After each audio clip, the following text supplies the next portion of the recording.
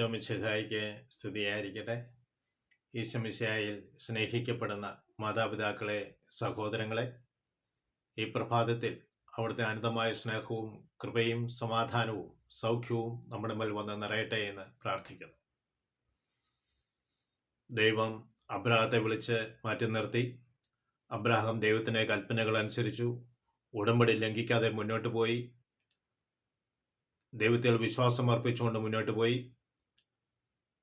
വിശ്വാസത്തിൽ പരീക്ഷണം ഉണ്ടായപ്പോൾ വിശ്വസ്തയോടെ നിലനിന്ന് പരീക്ഷയിൽ അവൻ വിജയം വരിച്ചു.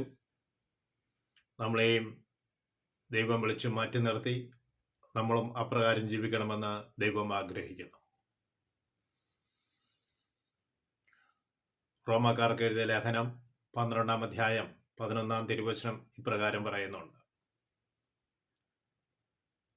തീഷ്ണതയിൽ മാന്യം കൂടാതെ ആത്മാവിൽ ജ്വലിക്കുന്നവരായി കർത്താവിന് ശുശ്രൂഷ ചെയ്യുവിൻ. Praise Lord. തീഷ്ണതയിൽ ഒരിക്കലും മാന്യം നമ്മൾക്ക് അനുഭവപ്പെടരുത്. നമ്മുടെ ഉള്ളിൽ എപ്പോഴും തീ കത്തിക്കൊണ്ടേയിരിക്കണം. കാരണം സഭയെ പടുത്തുയർത്തുവാൻ ദൈവം നിന്നെ വിളിച്ചിരിക്കുകയാണ്. നിന്റെ സമീപത്തുള്ള നിനക്കറിയാവുന്ന 5 വ്യക്തികൾക്ക് വേണ്ടി നീ മധ്യസ്ഥം വഹിച്ച് ദൈവസന്നിധിയിൽ പ്രാർത്ഥിക്കണം. അവർ വിശദീകരിക്കപ്പെടുവാൻ വേണ്ടി. ആരുടെയും കുറ്റം പറഞ്ഞ് നടക്കുകയല്ല നാം ചെയ്യേണ്ടത്. ഒരു വിശദീകരിക്കപ്പെടുവാൻ വേണ്ടി ദൈവസന്നിധിയിൽ മധ്യസ്ഥം വഹിച്ച് പ്രാർത്ഥിക്കുക. കുറവുകളും ബലഹീനതകളും ഇല്ലാത്ത ഒരു മനുഷ്യനെങ്കിലും ഉണ്ടോ? സംസാരിക്കുന്ന ഞാൻ പൂർണ്ണനാണോ? പ്രിയ സഹോദരങ്ങളെ, അതുകൊണ്ട് നമ്മുടെ സമീപത്തുള്ള നമ്മുടെ മനസ്സിൽ കടന്നു വരുന്ന ഓരോ വ്യക്തിയെയും കണ്ടുകൊണ്ട് അവരുടെ ജീവിതത്തിൽ വിശുദ്ധി ഉണ്ടാകാൻ വേണ്ടി ദൈവസന്നിധിയിൽ മധ്യസ്ഥം വഹിച്ച് പ്രാർത്ഥിക്കണം. എനിക്ക് പ്രാർത്ഥിക്കാനൊന്നും അറിയില്ല എന്ന് പറയുമ്പോൾ റോമാക്കാർക്ക് എഴുതിയ ലേഖനം 12-ാം അധ്യായം 26-ാം തിരുവചനം ഇങ്ങനെ പറയുന്നുണ്ട്: എൻ്റെ ബലഹീനതയിൽ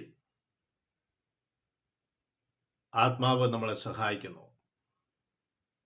എൻ്റെ ബലഹീനതയിൽ അവിടുന്ന് എന്നെ സഹായിക്കുന്നു. വേണ്ട വിധം പ്രാർത്ഥിക്കേണ്ടത് എങ്ങനെയെന്ന് എനിക്ക് അറിഞ്ഞുകൂടാ. ഇപ്പോൾ നമ്മൾ പറയുന്ന ഒരു കാര്യമാണ്, എങ്ങനെയാണ് പ്രാർത്ഥിക്കേണ്ടതെന്ന് എനിക്ക് അറിഞ്ഞുകൂടാ. തിരുവചനം നമ്മളെ പഠിപ്പിക്കുകയാണ്, ആത്മാവ് നിനക്ക് വേണ്ടി മധ്യസ്ഥം വഹിക്കും. നിന്റെ ബലഹീനതയിൽ കർത്താവ് നിന്നെ സഹായിക്കും. വേണ്ട വിധം പ്രാർത്ഥിക്കേണ്ടത് എങ്ങനെയെന്ന് എനിക്ക് അറിഞ്ഞുകൂടാ. ആത്മാവ് നമുക്ക് വേണ്ടി മധ്യസ്ഥം വഹിക്കും.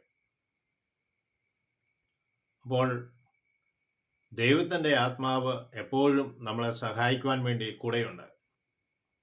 വീണ്ടും 11-ാം അധ്യായം 27-ാം തിരുവചനം പറയുന്നു: ഹൃദയങ്ങൾ പരിശോധിക്കും, നിന്റെ ഹൃദയം പരിശോധിക്കുന്നവൻ, ഹൃദയങ്ങൾ പരിശോധിക്കുന്നവൻ നിന്റെ ആത്മാവിൻ്റെ ഇംഗിതം ഗ്രഹിക്കുന്നു. Praise Lord. നിന്റെ മനസ്സിൽ എന്തു വെച്ചുകൊണ്ടാണ് നീ പ്രാർത്ഥിക്കുന്നത് എന്ന് ദൈവം വ്യക്തമായും മനസ്സിലാക്കുന്നു. നിന്റെ ആത്മാവിൻ്റെ ഇംഗിതം അവിടുന്ന് അറിയുകയാണ്. അത് പറയുകയാണ്, അവിടുന്ന് എന്തെന്നാൽ ആത്മാവിൻ്റെ അല്ലെങ്കിൽ ദൈവത്തിൻ്റെ ഹിതമനുസരിച്ചാണ് ആത്മാവ് വിശുദ്ധർക്ക് വേണ്ടി മധ്യസ്ഥം വഹിക്കുന്നത്.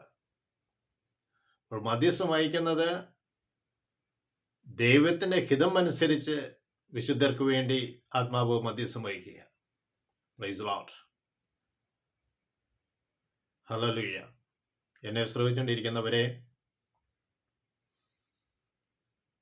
നമ്മൾ പ്രാർത്ഥിക്കാൻ അറിയില്ല എന്ന് പറഞ്ഞ് മാറി നിൽക്കരുത്. ആത്മാവ് നമുക്ക് വേണ്ടി മധ്യസ്ഥം വഹിക്കും. ആത്മാവിൽ മാന്യം കൂടാതെ തീഷ്ണതയിൽ ജ്വലിക്കുന്നവരായി നമ്മൾ മാറണം. അല്ലെങ്കിൽ തീഷ്ണതയിൽ മാന്യം കൂടാതെ ആത്മാവിൽ ജ്വലിക്കുന്നവരായി നമ്മൾ മാറണം. പരിശുദ്ധ അമ്മേ, അതിനുവേണ്ടി ഞങ്ങളെ പ്രത്യേകമായി ഒരുക്കണമേ. ഞങ്ങൾക്ക് വേണ്ടി പ്രത്യേകമായി മാധ്യസ്ഥം വഹിക്കണമേ എന്ന് പ്രത്യേകമായി പ്രാർത്ഥിക്കുന്നത് വർഷങ്ങളായി വാടക വീട്ടിൽ കഴിയുന്ന ഒരു കുടുംബത്തെ സമർപ്പിച്ച് പ്രാർത്ഥിക്കുന്നു. ഐസക് എന്ന് പറയുന്ന ഒരു മകനെ ഞാൻ പ്രത്യേകമായി ഓർക്കുന്നു. അവൻ്റെ ജീവിത പങ്കാളി, അവരുടെ മകൻ പഠിച്ചുകൊണ്ടിരിക്കുന്നു. സ്വന്തമായ ഒരു വീടില്ല, വാടക വീടുകളുടെ ഓടി നടക്കുന്നു. കർത്താവേ, അവർക്ക് എത്രയും വേഗം ഒരു വീട് ലഭിക്കുവാൻ ഇടവരുത്തണമെന്ന് പ്രാർത്ഥിക്കുന്നു. ദൈവത്തിൻ്റെ ആത്മാവെ ആ മക്കളുടെ മേൽ ഇറങ്ങി വന്ന് അവരുടെ ആവശ്യങ്ങൾ അവിടുന്ന് സാധിച്ചു കൊടുക്കണമേ. മകന് പഠിക്കാനുള്ള ബുദ്ധിയും ജ്ഞാനവും അറിവും കർത്താവിനെ കൊടുക്കണമേ. സമാധാനപൂർണ്ണമായ ജീവിതം നയിക്കുവാനും സാമ്പത്തികം കർത്താവെ അവർക്ക് വേണ്ട വിധത്തിൽ അവിടുന്ന് എത്തിച്ചു കൊടുത്ത് അവർക്ക് വിൽക്കാൻ വേണ്ടി കിടക്കുന്ന കുറച്ച് സ്ഥലമുണ്ട്, 5 സെൻറ്റിൽ താഴെ 5 സെൻറ്റ്. ആ സ്ഥലം ഒന്ന് വിറ്റ് അവർക്ക് സ്വസ്ഥമായി മറ്റൊരു സ്ഥലത്ത് താമസിക്കുവാൻ നാഥ നീ ഇടവരുത്തണമെന്ന് പ്രാർത്ഥിക്കുന്നു. കർത്താവെ, നീ കൃപ ചൊരിയണമേ. പരിശുദ്ധ അമ്മയെ ആശ്രയ മാതാവെ, മക്കൾക്ക് വേണ്ടി പ്രത്യേകം മധ്യസ്ഥം വഹിക്കണമേ. പിതാവിനും പുത്രനും പരിശുദ്ധാത്മാവിനും സ്തുതി. ഈശോ മിശിഹായ്ക്ക് സ്തുതിയായിരിക്കും.